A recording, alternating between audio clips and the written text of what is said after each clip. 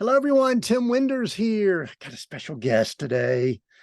My wife Glori's with me because we're celebrating 200 episodes of Seek, Go, Create. Woohoo! Woohoo! Yeah, yeah, we're quite the celebratory type, aren't we? Sometimes we just plow through this kind of stuff.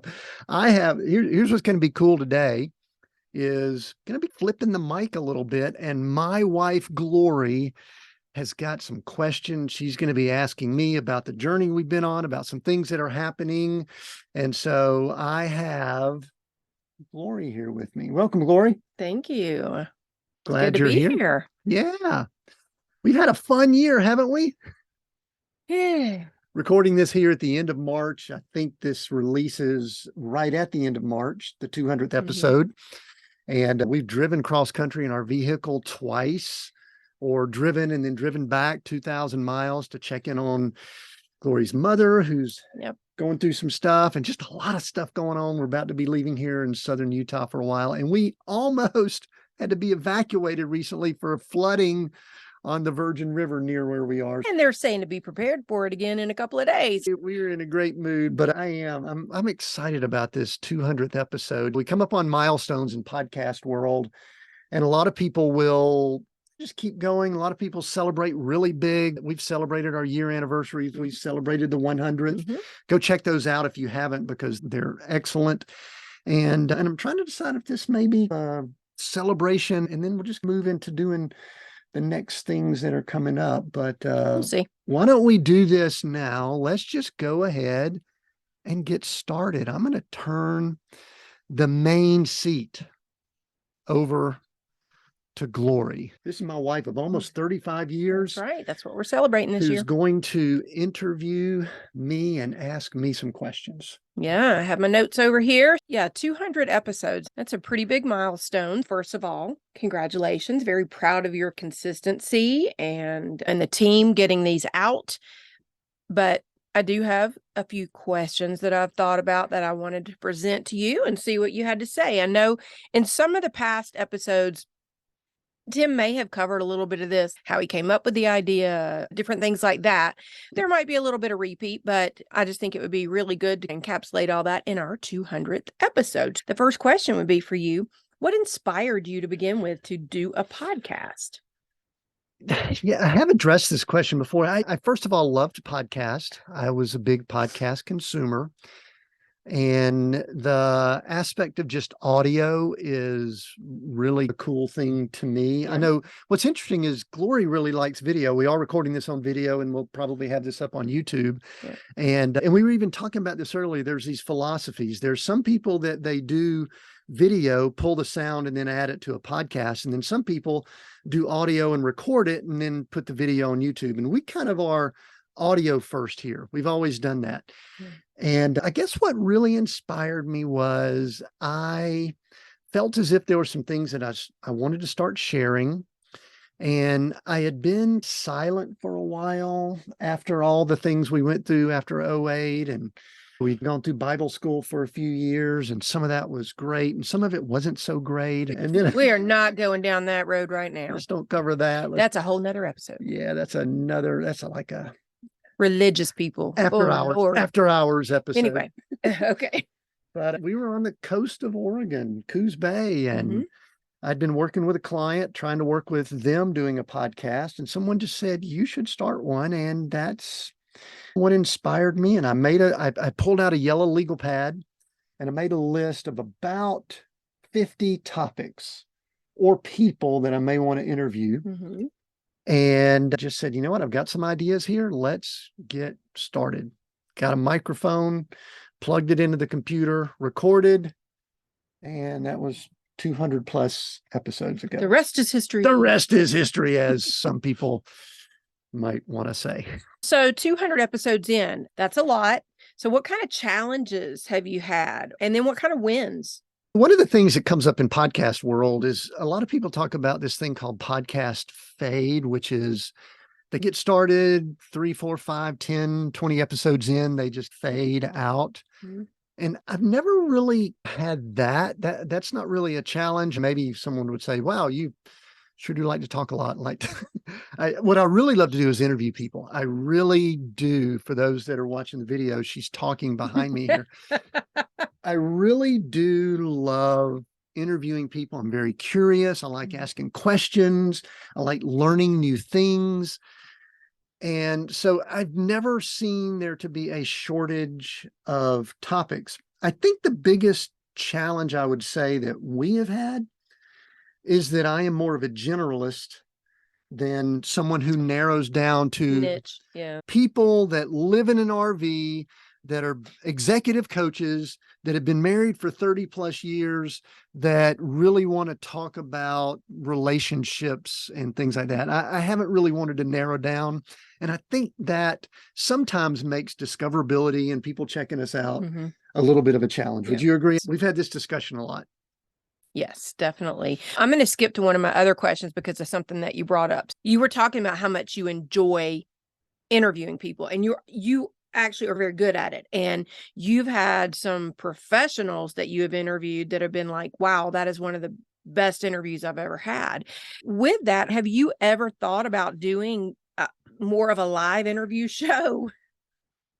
I would love to do a live interview show. I would love to be a TV host or late night host. I would love to do those things. So yeah, I've thought about it. And in fact, you may recall there's been certain times where I've gotten some of the softwares, I've gotten some of the things and said, okay, we're going to start a live show. We're going to do it at this period, at this time every week. And we're going to interview people, have topics, different things like that.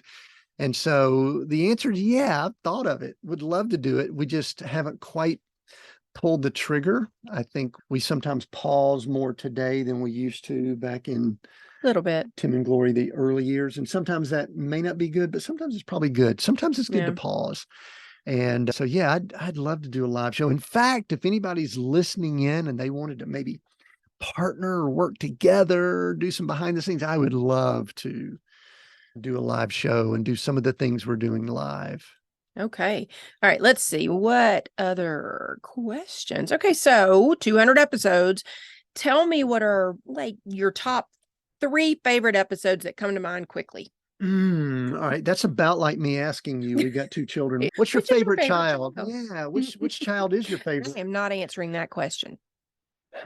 I think there are, first of all, there's a lot of phenomenal interviews. I think there are 2 that are close to my heart that were solo episodes. I think at last count, we were at about 130 interviews, and about 70-ish, maybe a little bit less than that, were solo episodes where I just flipped on the mic and taught on some things or talked about some things myself. And of the solo episodes, I think episode 1 might have some significance to me just because of the rawness of the topic. It was me, and I really felt like when we started, I really wanted to do interviews, if you recall.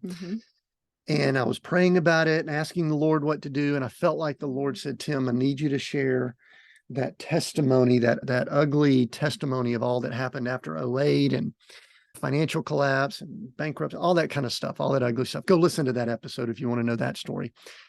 And so there was something about that episode. And then later, I did an episode where I talked about the origins of the name Seek, Go, Create. And I want to say it was in January, February of 2020, I think would have been when that would be released.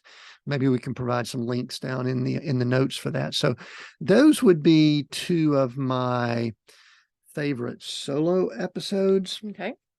I think my favorite, and I've shared this before, my favorite moment as far as guests was when I interviewed Quan Hun, who had actually murdered someone, had spent time in prison, and is now out of prison, wrote a book, and all. It was a very powerful conversation that we had. And I asked him a question about forgiveness. Yeah. And it was such a powerful conversation we had, because I think many of us in the society culture we're in today, we have difficulty forgiving. And then Mhm. often we don't forgive ourselves. And that obviously I think impacts our relationship with God and parents and each other and husband, wife, all those things. And his response, I'll go ahead and paraphrase it, but go listen to this interview. Yeah. I asked him, I said, do you believe that God has forgiven you for pulling the trigger and killing someone? And there was this pause, and he says, yes, I am forgiven. That's what Mhm. God does. So anyway, so many other great interviews and all that, but I think those would be some moments that I think I would put up there near the top. Okay. So with as many episodes as you've done, and I know some of the process of the behind the scenes, and we get guest suggestions to us all the time. But how do you personally stay motivated and creative and all of that as you keep going? I guess I stay motivated and I guess I stay creative. Here's something that happens. I mean, you could obviously get fatigued and tired and things can go awry and different things like that. But here's what I believe, and you actually are well equipped to affirm or deny this. Okay. Every time I flip on the mic, I have it on my schedule that I'm going to be recording and interviewing someone. Every time, even if there's stuff going on and there's a lot happening here in the RV or something like that, or In life. in life, in the world, every time I record an episode, when I am done, I am energized. I'm excited.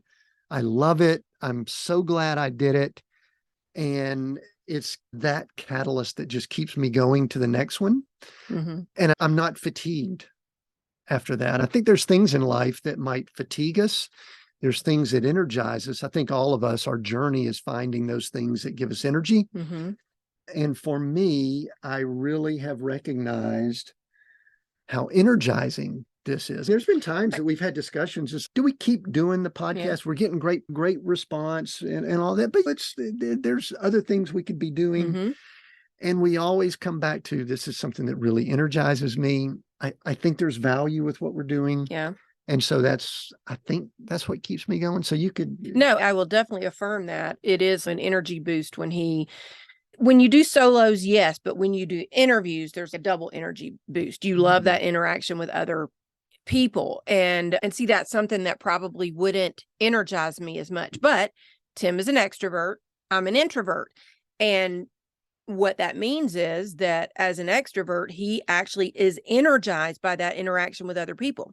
I can definitely have dialogue and stuff with other people. I'm not introverted that I can't do that, but that's not where my energy comes from. My energy comes from sitting in front of the computer, designing a graphic or something, which he would hate. So it's good that we do know our strengths and what energizes us. And I could definitely say that, especially when he does interviews with other people, I really do see just even more of a boost. I'm not sure when he's with me, but You're interviewing me now. I'm interviewing him. So yeah, I'm not in control. yeah, You're asking the question. So the podcast. So this is how many years? 3? 3+. We're 3. Okay, so 3+ years. 3+ years, heading towards 3.5. Yep. And 200 episodes. So how has this affected your personal life, your professional life, or has it? Is it separate? I think everything that I have done for probably going on 5, 6, 7+ years has really revolved around this topic of redefining success, about what really is success. What is success in this world? What does God really want us to do? Do we measure that with cars in the garage or the size of the house or the position of the roles we're in? Or are there other ways that we measure and define success? And so the podcast, what we're doing on YouTube, the book that I wrote, the novel, what I do when I coach and I work with executives, all of that really does fit together. I don't know that it always fits together well, but it does fit together because my conversations that I have with God, the things that I talk about, the things that I do when I interact with people, they all seem to come back to that. And that is, what is success? How do you define it? And then what does that mean as far as our day-to-day, our strategy, our actions, what we do? And I'm really on a mission, and I don't know if it's a good mission, but it's the mission I'm on, to really help people ask what success really is. What is success in this culture, in this society, in this world, in the kingdom of God, and really drill down on that. And so that's what this is all about. Now, sometimes that spins off into some different areas. Yeah. Like I've recently interviewed some people that I don't know when these will be released on the podcast, probably sometime after this episode, but someone where we got onto a conversation about race and racism and things like that and how success relates to that. Many times when I'll interview a female, we'll get into the topic of male female dynamics in the work world and how we need to redefine success related to what all that is. And those are what I would consider mature topics. But the bottom line is just, I think most of what the Lord has me doing right now is related to what real success is. So that I was looking something up because on the 15th, I was reading Proverbs 15. And it really struck me as to something that we talk about when we're talking about redefining success. And it was Proverbs 15:17. And this is in the Passion Translation. It says, it's much better to have a kind, loving family, even with little. And I think in the Message, it says it's much better to have a simple life than to have great wealth and nothing but hatred and strife all around you. And I think that's part of our redefining success, because for many years early on in our marriage and our businesses, we were hustling, grinding it out, striving, missing birthday parties, missing things because we had to pay the price. We got to pay the price. And I think as we have matured and we've gotten older, we've also realized that may not all be the truth. And just paying the price to accumulate wealth or toys or whatever stuff didn't really fulfill. It didn't. And if our identities had been all into what we owned or name brands or things like that, it would have never been fulfilling for us. And God took us on a journey, which you can go back, and Tim was talking about, listen to some of the earlier episodes that kind of talk about that journey that freed us, I think, from the accumulation. Well, you've even talked about with one of your guests, Mark Whitaker, the addiction to more. Yeah. So that's a good one. Go listen to that episode too. And I think so that addiction to more, that striving, that grinding it out, that paying the price, that all that kind of stuff, we have come to a point with age and wisdom and a lot of time on our knees of saying, Lord, what is success to you? What is success in the kingdom of God? What do we need to let go by the wayside? And what do we need to strive after? And we would prefer to live a simple life with joy and love and our family and things like that over. And here's the deal. We haven't got it figured out. No, and it's a daily. We're really not even sure what it looks like. We live in an RV, obviously, for those that are watching this. This is our main room in the RV. You can see the kitchen and the living area behind us there. That's a refrigerator right there. Yep. And so it's really just not allowing stuff to dictate. And we're not against things or stuff or anything like that. It's just, I don't think that's a good measure of success. And I guess one of the reasons why it's so important is because we've had and we've had not, or lost, or whatever some people would consider. Yeah. And it just makes you think about it differently. It's a little more fleeting. It just causes to ask that question. So I love that Proverbs you brought up. And I think we were talking about, we're not sure about this, but King Solomon may have been the writer of that. And one could say that he was one of the wealthiest men that ever lived. I think it's fascinating that he was saying that possibly. So anyway, very cool. So that's a really deep dive into redefining success. That's really, I believe, one of the missions that I've been on for some time. And one other thing about that, I think two philosophies that we have tried to live by over the years, especially since abounding, abasing, is that instead of just talking about wanting to be blessed, bless us, Lord, bless us. We truly do want to be blessed so that we can be a blessing. And then the other thing is to try to live with an attitude of gratitude. And so thankful for what we do have, even if it is a simple life. I think you may have mentioned earlier, just all the stuff we've had going on in our life. And so we spent a month with my mom in her very small place, and we missed our little RV so bad because it's small. Most people would go, oh my God, wasn't it better to have a full-size shower and a full-size kitchen? No, we wanted to come back to our little tiny home so badly. And our simple life was peaceful to us. So anyway, okay. So enough on the how to redefine success. Yes. So 200 episodes again under your belt. What advice would you give aspiring newbies who would like to start a podcast? That's a good question. I think it's important. I think one of the things I did early on, I think is something that everyone should do, and that is pull out a yellow legal pad, journal, blank document on your computer, whatever it is you do to brainstorm, and just list out what you think you may have to say, want to say, people to talk to, whatever. Because the big challenge I see some people have is that they run out of ideas and thoughts early on. We talked about that a little bit earlier. And so I think it's good to list all that out. And I think it's good to have some people around you that you could bounce some ideas off of.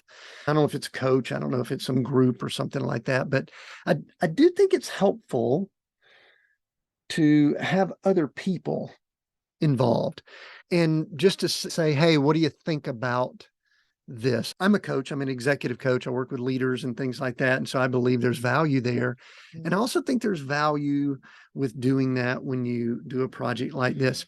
And then probably the biggest thing, just get started. Go ahead and record a few things. Go ahead and set up a microphone, which is pretty easy to find. Get something to capture it, which is pretty easy. You could even do it on iPhones. I've got an iPhone right here that you literally could do podcasting with an iPhone now, and even capture video and things like that if you want to. So just capture some, put it on there. You could share it with some people. You could upload it to some of the platforms pretty easily and get started. See what happens. You could be the next big, huge podcaster out there. So does that kind of answer the question? It does, but I'm going to follow it up with something. So what would you say about having several episodes ahead? Oh, okay. That's a technical thing. We typically are 3 to sometimes 8 to 10 episodes ahead, recorded and ready to go, so that we're not going right up against, okay, Monday is when the podcast releases. It's Sunday. What are we going to do? And I think it's really good to get ahead. Maybe not too far ahead. There's times we've actually been a little bit too far ahead. Especially with current events and things going on around the world, if you need to. Like we've got them all these things done, and then all of a sudden pandemic occurs. Are these still current? Do we need to release these or not? So anyway, there's things like that. But anyway, but I think in some of in some of the podcast groups that you belong to, you actually have heard people say, oh, I've got to jump off because I got to go edit the episode that's releasing tomorrow, that they just recorded that day. And to me, it can be done, but it's a lot of undue stress on you to do that. If you're thinking you're to do a podcast, then come up with your first 10 topics and get 4 or 5 of them recorded, edited, ready to go before you ever start publishing them. Just from watching and watching the team, I just think that's not a bad thing. That's good. The way we operate, it really works best to stay ahead. Some people like to push that till right at the last minute. That's just not the way we run. So I have one more follow-up on this. And this would be something that we've actually learned from watching our son.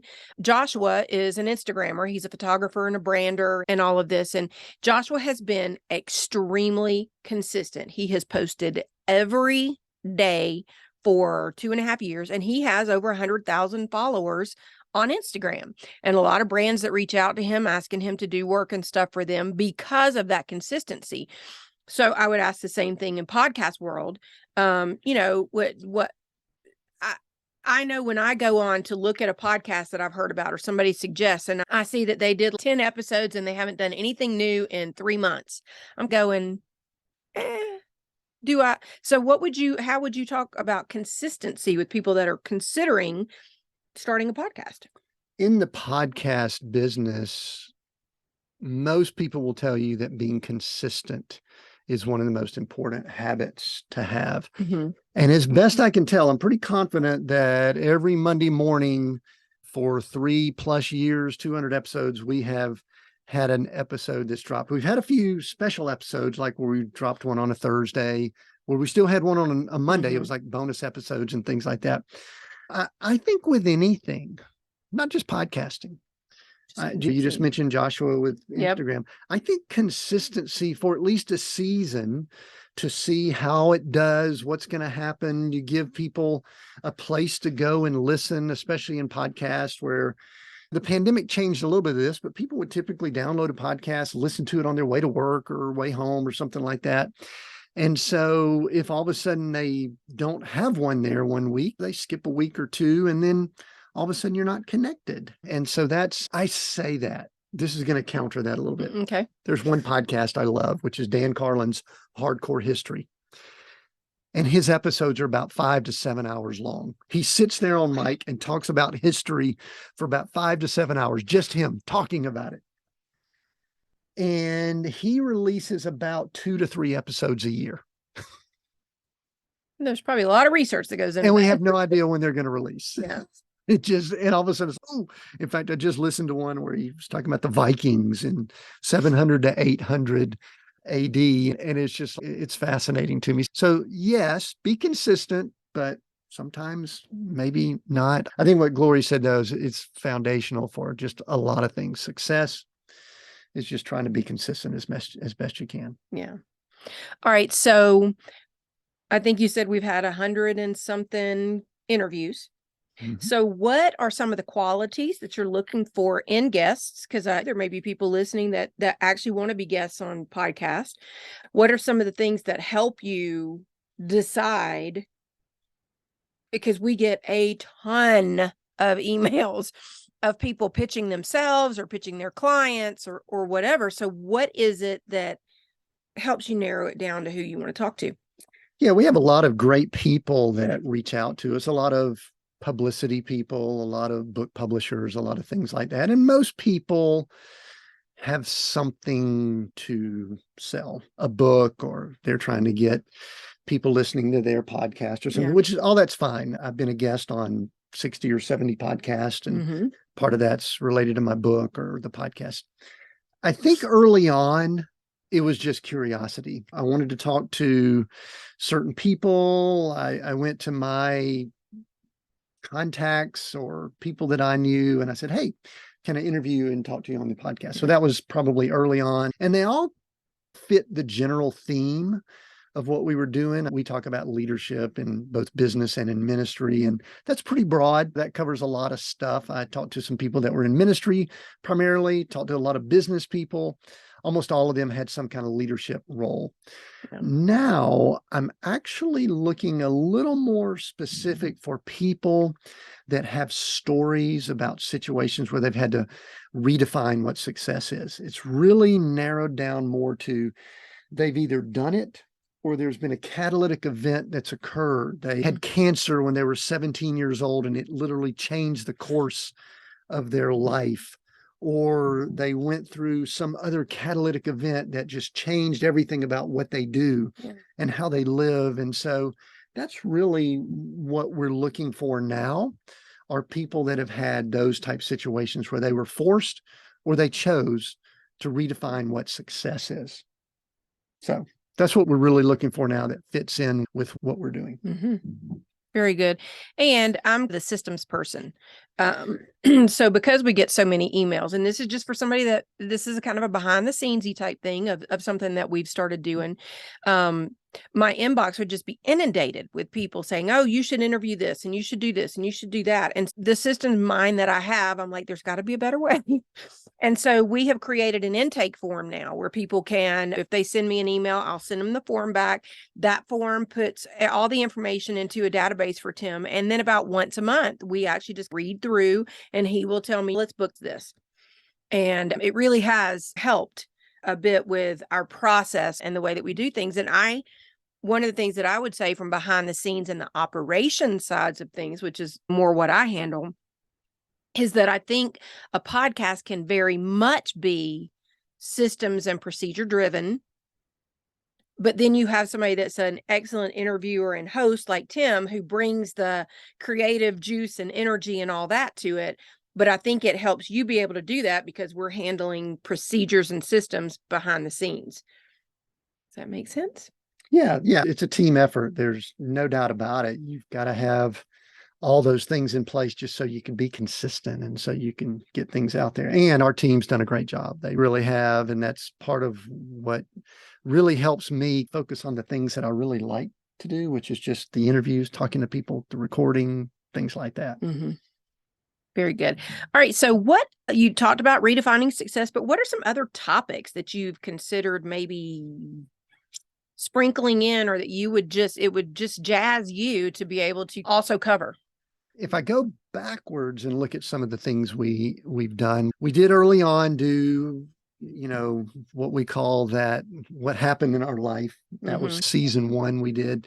Season 2, we talked about living the type lifestyle. We get so many questions. So season 2 was the nomad life or something like that, where we talked about living in an RV and when we traveled overseas and we did house sitting and all of that. And then the third season we did before I started doing interviews I think I titled it The Ultimate Leader. And I've always been one that I've been involved with some type of leadership study or been leader myself or worked with leaders. And so leadership's always been a topic that I've enjoyed.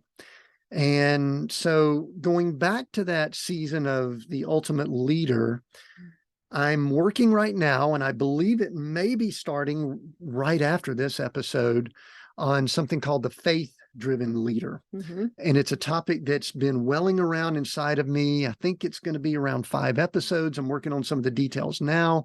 There's going to be some resources that people can go and download and take some assessments. And I'm pretty excited about that. And so that's something that I know is coming up.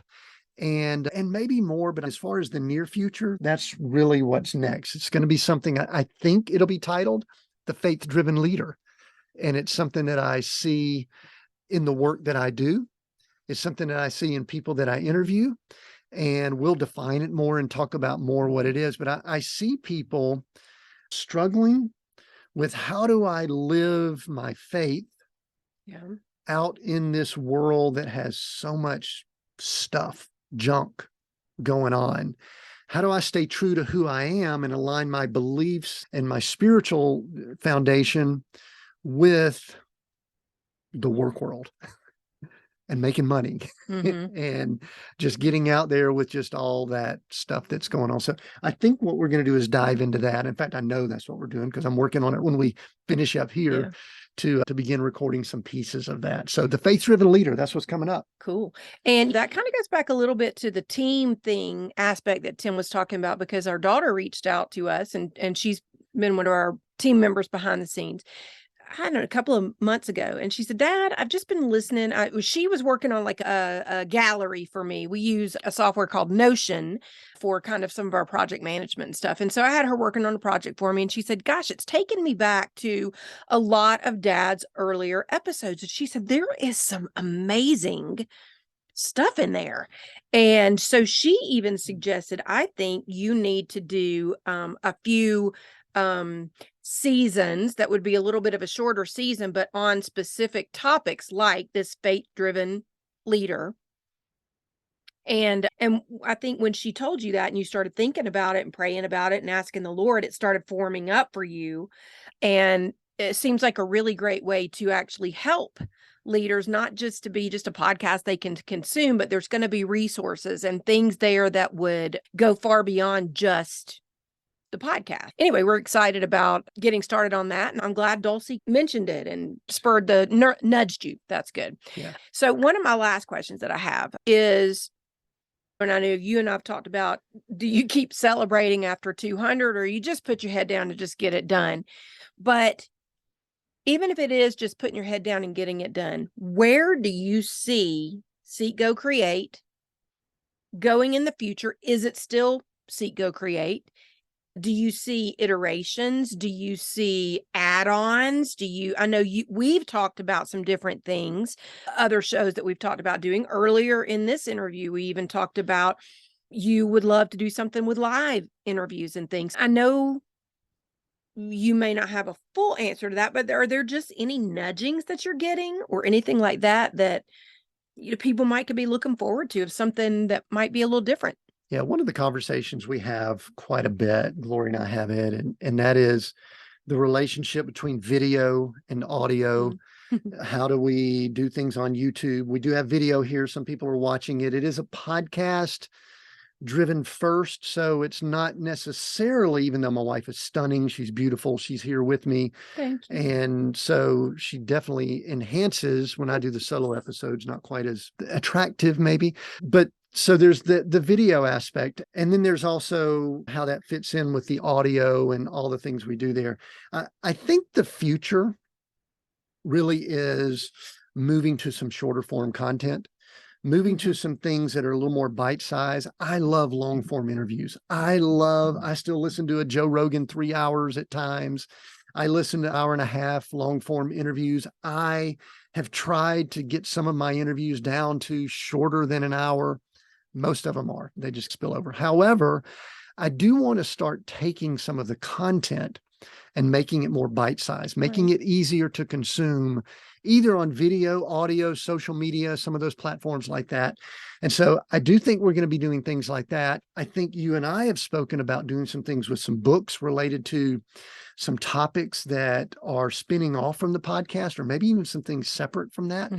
And so I think as far as the future goes, we're really adaptive to what's going on. There's just so many opportunities to share information now. It's almost overwhelming. There's so much out there. Yeah. And so one of the things that I am confident we're going to be doing, because I know I'm going to be doing it right when I finish here, is just working on some shorter form video content where we're taking the audio and the video and then doing different things with those shorter clips. And one of the things you and I have been talking about doing is we're getting some different softwares and things like that, really make it a little quicker and easier to pull those clips. Yeah. Instead of having to go through a longer process to get the edits done and things like that. So those are some of the things I'm thinking about. I like the faith-driven leader title. I don't know. We'll see how this season goes to see if there may be some repositioning or a spinoff podcast or a spinoff other show or something on YouTube that relates to that. I do think that it's important that there starts to be a community around some of these topics.